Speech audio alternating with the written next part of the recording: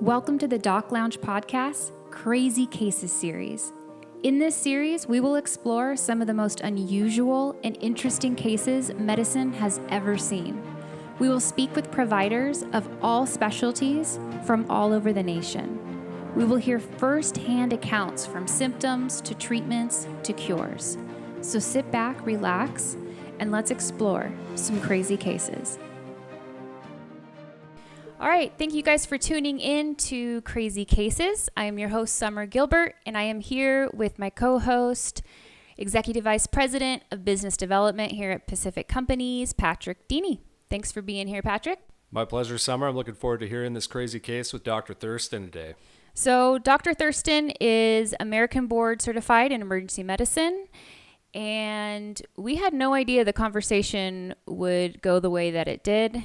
Truly insane. And for those of you tuning in for the first time or more recent listeners, you really want to stay tuned for this. It is truly outlandish. So we didn't realize it would be such a crazy case that would make us laugh and truly terrified. and terrified at the same time. So thank you guys for tuning in, and here's our episode with Dr. Thurston. Well, thank you for being here with us today, Dr. Thurston. Let's just jump right into it. Let's start from the beginning. Tell us about the symptoms and how were these patients or patient presented to you? Okay.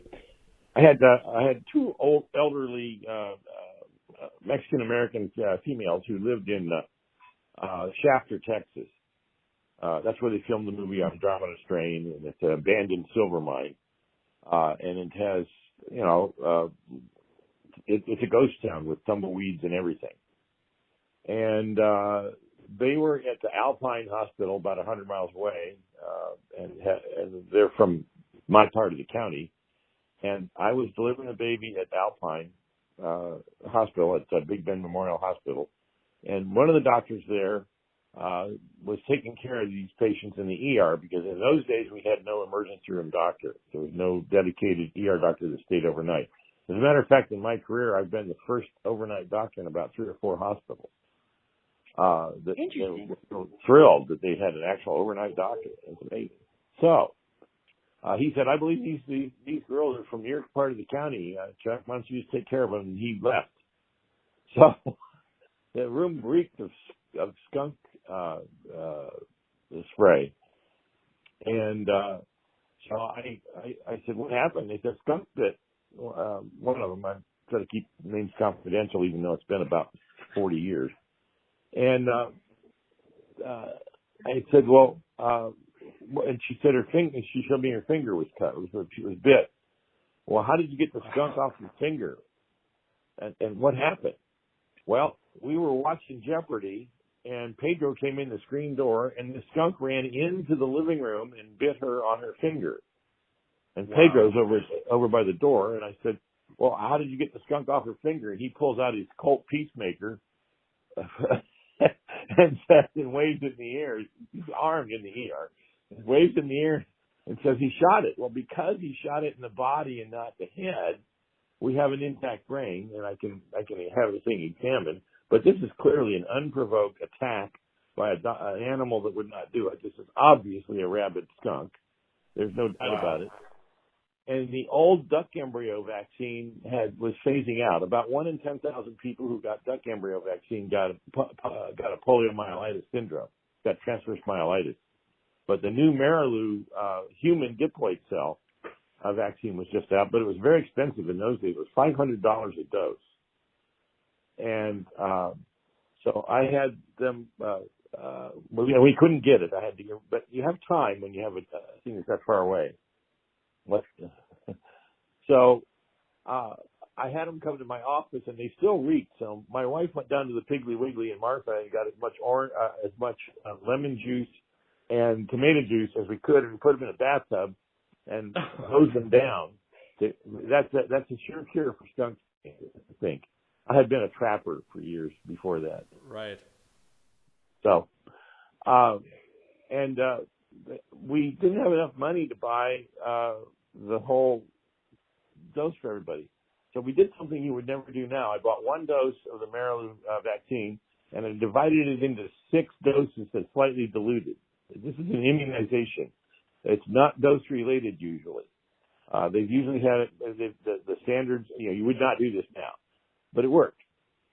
And I gave them a dose, and I realized that I had handled the brain skunk with bare hands, and I had cut my hand on a car part I was working with, and I had an open wound, and I got cerebral spinal fluid from a rabid skunk in the wound. So I've got rabies too now. So I might, this is a pretty personal thing now.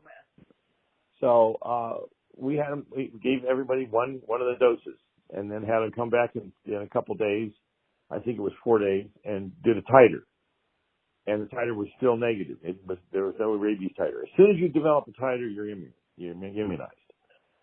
So I had them come back in another week, and we're getting close to the deadline for when the rabies viruses, RNA viruses, migrates up the nerves, and a distal injury gives you several days before it gets to your head.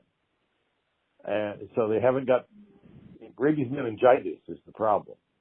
Not being bit by a rabid animal. If you get the meningitis, that's the problem. And 99% of rabid animal bites will give you rabies. So I did another titer, and the second dose worked on them and me. We all did titers, and the titer was only a couple of dollars to do. So for $500, we did what should have been 6 doses at $500 a piece.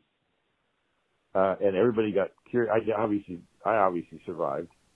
We're not sure about Pedro.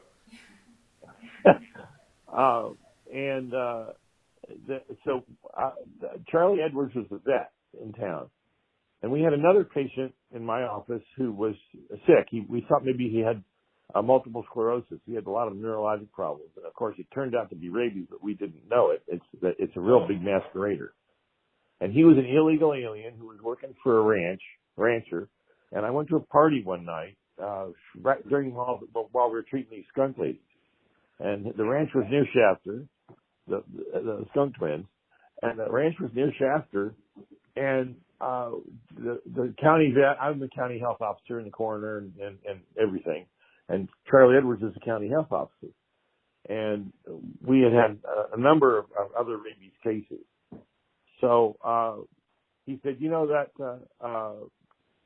cow you had was sick, was drooling, has rabies. So he had a Hereford cow that had rabies, and one of the patients that we were taking care of was the guy who looked like he might have multiple sclerosis, and he had been force-feeding pills, shoving it down the mouth of this rabid cow. Oh, jeez. I thought, oh my gosh, he's got rabies. Well, his family lived in Chihuahua, Texas, and that was the nearest town to us, 200 miles south of us, about 190 miles south. And so I got a hold of his family, and I couldn't speak any Spanish worth a darn at the time, and no one in Chihuahua City at that time spoke any English. I've been there many times, and you can't find 1 in 1,000 people that speak English at that time in the mountains in northern Mexico. So I called the hospital and asked if he was there. No, I called his family, and they said he's in the hospital. I called the hospital. I finally got an interpreter. I talked to the doctor, and I said, this man has rabies, and he's probably going to die, and he's dangerous, and he's infectious. Be careful. So they agreed, and they sedated him and took good care of him until he finally did succumb from rabies. I reported this to the state of Texas as a rabies death, and they said since he died in Mexico, they didn't want the statistics. I said, but he got bit in Texas. We argued back and forth about that for a long time, and they wouldn't take the statistics. So you got to watch out about statistics. Mark Twain says there's 3 kinds of liars. Lies, damn lies, and statistics. So in the meantime, we discovered that the skunk had bitten some cats in Shafter. And that's a real serious problem with rabies because cats bite one another for social reasons. And so rabies had spread to about maybe 30 or 40 cats in Shafter. So Rick Thompson, the sheriff of Presidio County, and Charlie Edwards, Rick was wearing a kind of a duster, and he was a 6'5" all muscle,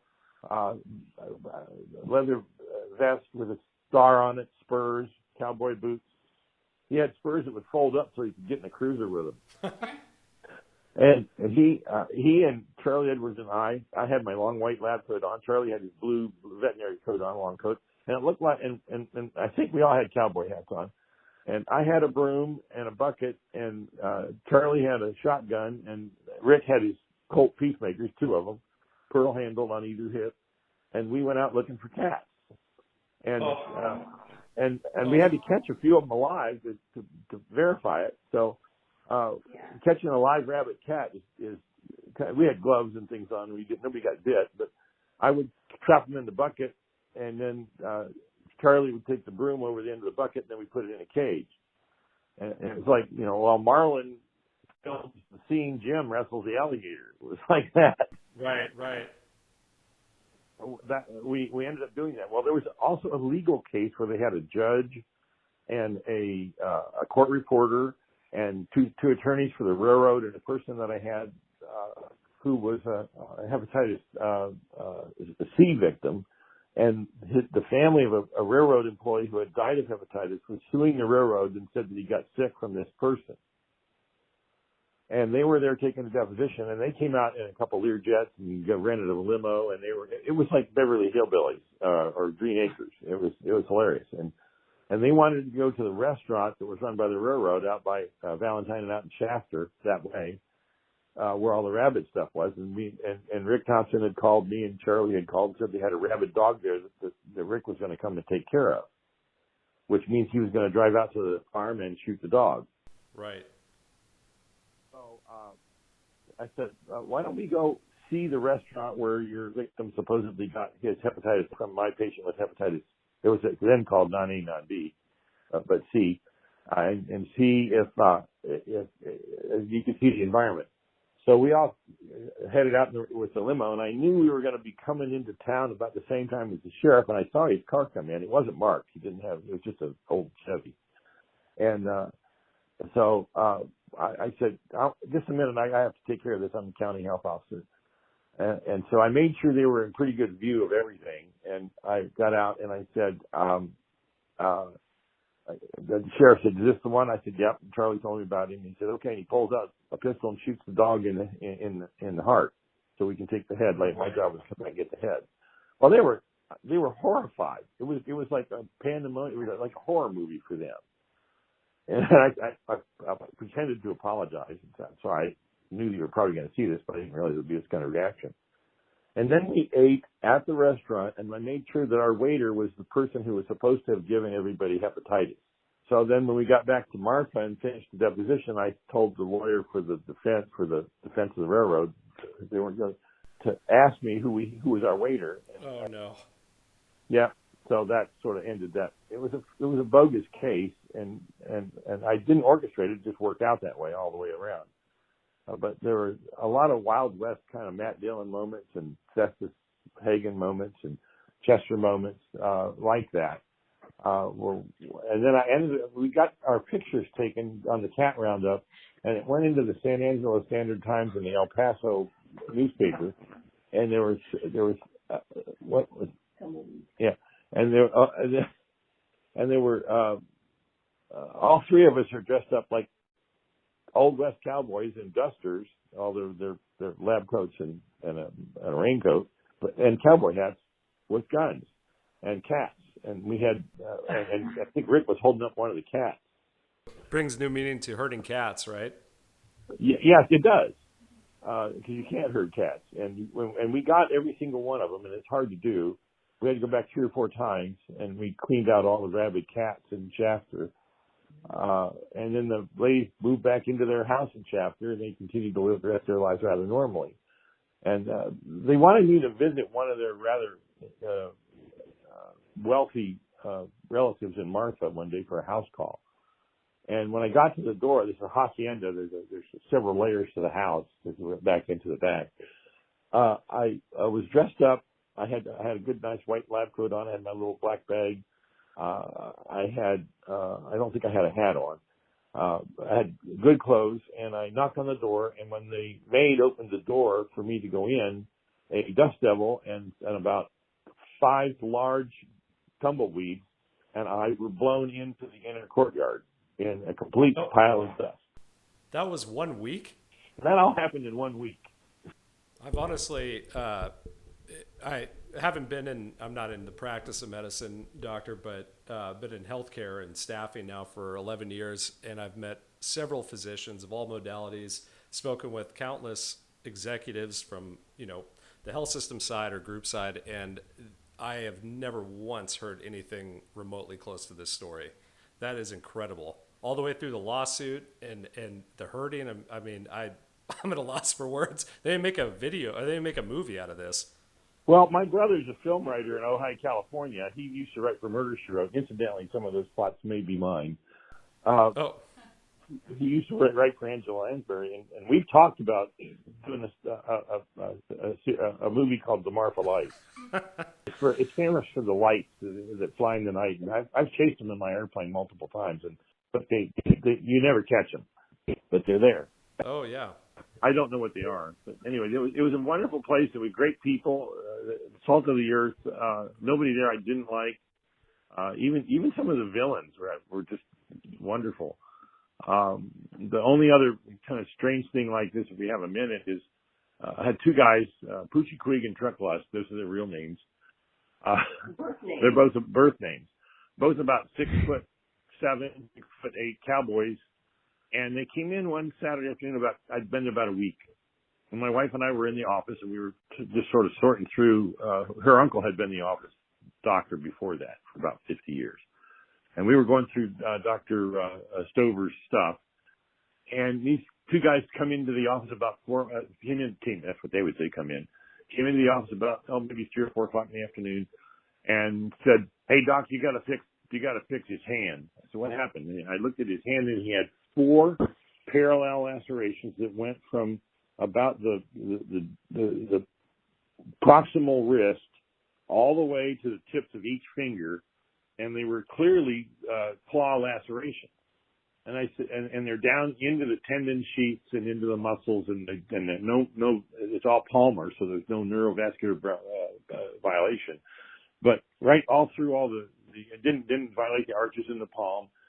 And they said, "What happened?" He said, he was swatting at a kitty.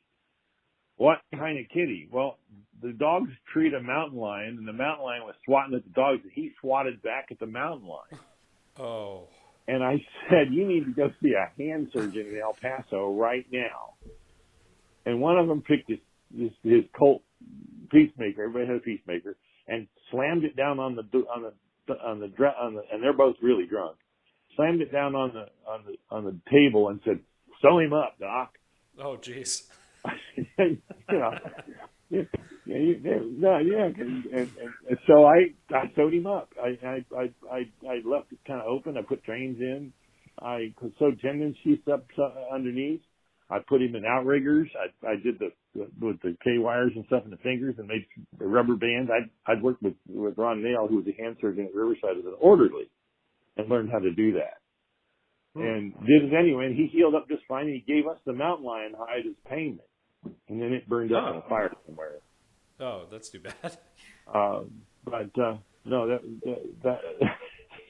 and I used suture in the office. It was in antiseptic solution on a spool, and you had to thread the needle. I mean, this is like Doc Adams on Gunsmoke. This is like Marcus Welby. So, I mean, we had a lot of those kind of adventures, and a lot of trauma that we did good work with. Yeah, clearly. It's kind of redefining frontier medicine. Right. And so when I do missionary medicine and stuff, it's kind of fun. We had a person in Haiti one time who had been brained by a 40-pound block by someone who owed him, I think, $25 or something, or he owed them $25. And they brought him in a canoe with an open brain wound in his right frontal scalp, and it's 2 days old, and it's draining cerebral spinal fluid, and I have no surgical tools anywhere. We're doing, colds and flus and malaria and stuff like that, but we weren't set up for surgery. And we are 2 days from the nearest anything, by mule or by canoe. And I had some Fortaz in my pocket, in my lab coat pocket from the ER at Norfolk General when I had left to get on the airplane. I walked out of the ER and got on the airplane. I had some Cortez. We had some sterile water. We found some suture kit set. We boiled that.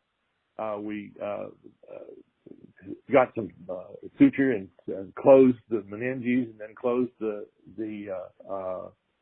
I had Vicryl. I put that in the meninges. I had that in my pocket. And then we closed the skin with Coates and Clark cotton thread. That's all we had. And then we irrigated it with the Cortez, and he survived and lived another 2 years after that. He didn't get meningitis. He didn't die. I was surprised. We prayed over him, of course. It was a miracle. And as a matter of fact, the next morning in the worship service, he was laying in the church where he was, and they brought in this big bass drum and put it next to him. We're pounding on the bass drum during the worship service. I have video of this. I have pictures of this. Actually, if you go to scienceandwonders.com, scienceandwonders.com, and look for the video on Haiti, you can see some of these things. Wow. I think you'll see him right by the bass drum there. And I've got a little kid that had a hemoglobin of 2.5 that with just beanie weenies and stuff, we raised it up to about 6. Wow. This is why it's so important to have access to care, but that's probably a topic for another time, right, Dr. Thurston? Oh yeah, I have lots of access to care stories with airplanes, and I learned why you don't take tubes of blood that you've drawn from somebody and go up to altitude in your airplane with it, because it's going to end up coating the inside of your medical bag. Not the rabies vials, hopefully, but no. Well, thank you so much. I wish we had more time, but we're gonna have to have you back on for round 2 for more stories. Well, have a wonderful rest of your day, and tell your wife hi from us. We could hear her in the background. It was great to get to know you. Yep. Thanks, Dr. Thurston. You take care and stay safe out there. Okay. Bye-bye. All right. Bye. Thank you to all our listeners. If you'd like to be notified when new episodes air, make sure to hit that subscribe button. And thank you to Pacific Companies. Without you guys, this podcast would not be possible. If you'd like to be a guest or for more information, go to www.pacificcompanies.com.